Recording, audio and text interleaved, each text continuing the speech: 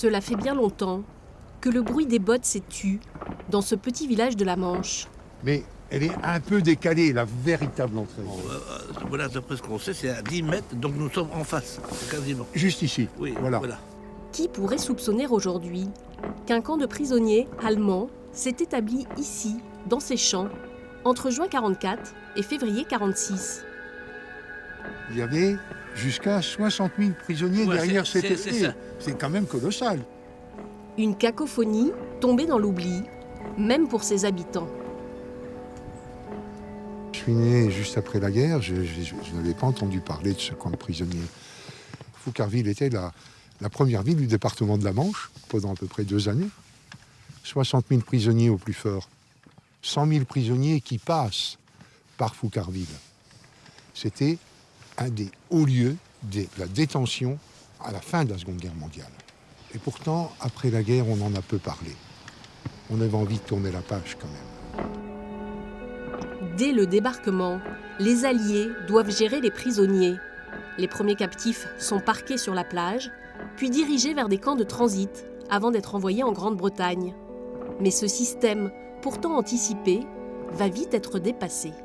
Il faut avoir en tête que même si l'armée américaine a intégré le fait que la captivité de masse est une composante de la guerre, le nombre de prisonniers qu'ils trouvent et qu'ils font vont dépasser non seulement leur estimation, mais leur capacité de logistique.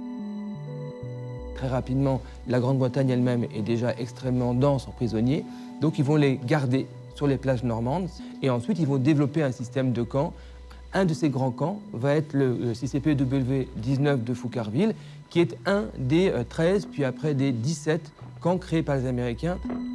Très vite, le camp de transit va grignoter les terres alentours, jusqu'à 100 hectares, et devenir, le 15 décembre 1944, le Continental Central Enclosure numéro 19.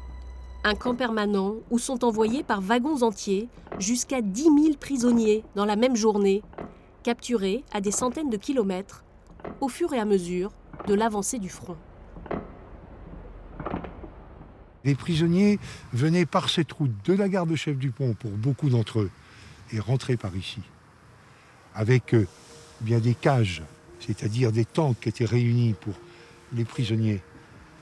C'était ça le camp de Foucarville. Seuls les croquis des prisonniers témoignent de ces premières conditions extrêmement difficiles. Les premières tentes étaient installées directement sur le sol. Donc ils avaient, pour dormir, cette terre gorgée d'eau, comme aujourd'hui. Ils avaient une couverture par prisonnier et 2 couvertures pour les officiers. Et la couverture servait à les isoler de la boue. Malgré le manque de tout, les prisonniers vont se retrousser les manches et les premiers baraquements vont voir le jour. Petit à petit, le camp s'organise jusqu'à devenir une véritable ville en 1945 avec presque toutes les commodités répertoriées sur ce plan du camp, un document précieux pour ces auteurs du seul livre consacré à cette histoire. Là, il y avait une église, là, il y avait un théâtre, là, il y avait une énorme boulangerie. Laquelle énorme boulangerie produisait, tenez-vous bien quand même, 18 tonnes de pain par jour. Terrain de sport, cabinet dentaire, lieu de culte et même une voie ferrée parcourant l'ensemble du camp.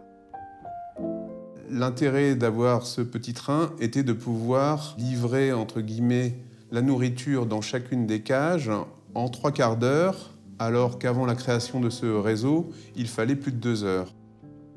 Aujourd'hui, Foucarville apparaît comme un campement exemplaire géré par l'armée américaine. Mais ce modèle n'aurait sans doute jamais vu le jour sans la détermination de son commandant, le colonel Warren G. Kennedy.